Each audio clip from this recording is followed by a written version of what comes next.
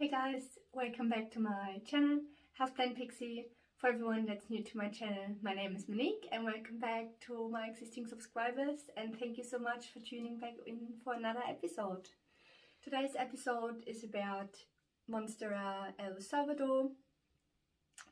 I did a video on this guy behind me, and this is just an update I think I took a couple of cuttings and how it's going. If you guys could watch this video all the way to the end, that would be amazing. Comment, like and share. Right, so not sure if you guys remember, on the end there was like a bit of an offshoot, but then it died and I got one cutting off that. Or was it a couple? I think it was a couple. And I'll actually secured that runner with a clear hook, but I have to get a new one that wasn't sticking anymore. So ideally I would like it to look like this. So yeah, I'll just have to sort it out. It's just one of those things. Also, the other thing I would like to mention, which a few people have asked me, what is the, and I had to Google myself, I wasn't too sure. Monstera Salvador, so Monstera Siltepecana looks very similar to the El Salvador.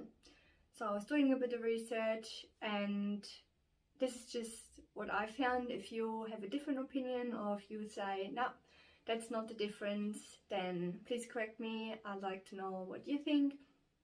But I believe the El Salvador has a much more silvery leaf pattern, whereas the Siltepecana looks more green. I'll blend it in a little picture where you can see them close to one another, and I think that's where you really see the difference. Alright, the cuttings. I did have the cuttings in moss, only because I still had a tray with a bit of moss left over in my cabinet. I'm actually standing on tippy toes because I wanted you to see the picture and the plant in the background, so I'm on. Anyway, yeah, and I'm actually really glad that someone commented on the video and said, hey, how are they going? Because it was just the time I just sold this lot. So I'm glad you made a comment. I think it was Penny. Thank you so much for your comment. And this is going to a new home. Nice roots.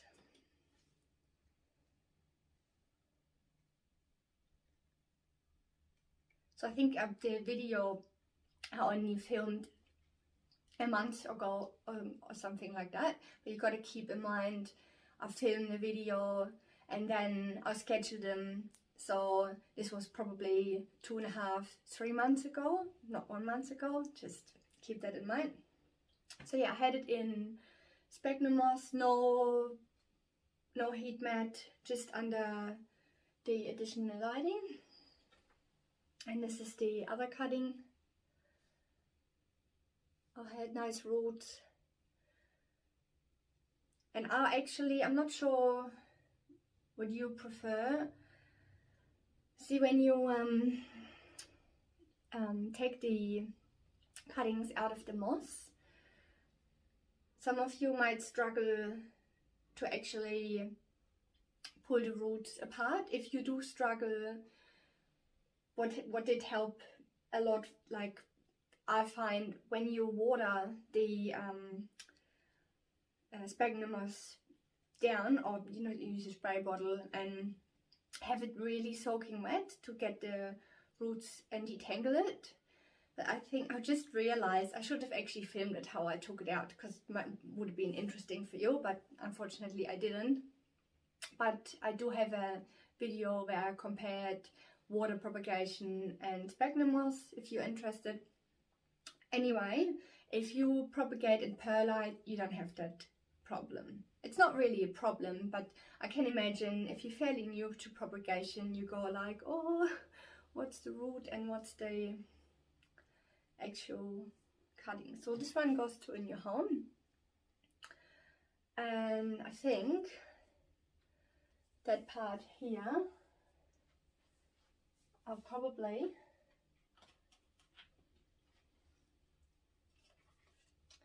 just add to the pot. So this is the pot. In the previous video we repotted it. I'm pretty sure it was food bound, maybe. So I'm just gonna add that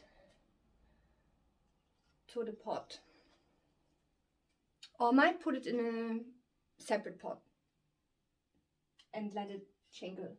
I haven't made up my mind yet, but I kind of like the look in this room, how it's going around the picture. Very nice. The other one, the Siltepecana, I have on a tomato steak. And yeah, I'll blend in a little video. Yeah, tell me what you think. I think this is gonna be maybe one of my next projects, to take it off that tomato steak. And I have another picture in this room on the other side, and might actually have it jingling along that picture. I think I would like that better. I don't know, who knows. Let me know in the comments below what you think. So I just give you a quick rundown about the care. So we are in my study at the moment, which has a south-facing window. It doesn't get direct sun, but it's a super bright light in this room. I water it again once it's dry. I always play it safe, and I rather have a plant that looks droopy and not so good and then water it, instead of killing the plant by overwatering. I'm not sure if you knew that, but 80% of plants, when they die, they actually do die because of too much love and overwatering. We all done it. Here, I'm guilty as well. With the potting mix, I have it in my mixture. I mix premium potting mix, horticulture charcoal, perlite. Sometimes I'll add some koi and orchard barks. And temperature wise, I got heating in my house, so in summer when it gets hot, I never use the air conditioning, so I cannot tell you how this plant would go if you have air conditioning on. But with your air conditioning, just be aware, or with any heating, if it's hot air or if it's cold air, that it's not blowing directly on the plant. It won't like it. Just trying to think of in its natural habitat, there's not much temperature fluctuation.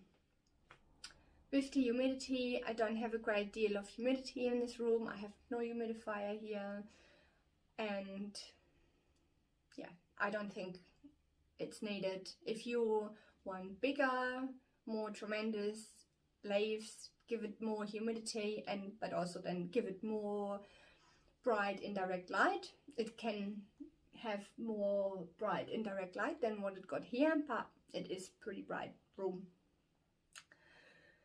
And when you do fertilize, I only fertilize in spring and summer during growth season, and I don't, maybe once a month if that. So I might, yeah, I'm not big on fertilizing, but for people that followed me for a little while, I'm getting better. I'm start trying to test that avenue, and I started adding some liquid food to my waterings.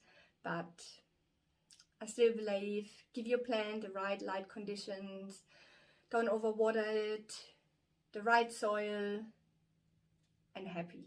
Your plants will be happy, no fuss. We got everything covered If you do have any questions, comment below. Let me know what you think. Have you propagated your El Salvador? Maybe let me know, have you got it climbing on a moss pole? Yeah, it would be interesting to know. I hope you liked this video. If you did like it, give it a like. And I'll see you next time. Until then, stay planty. Bye!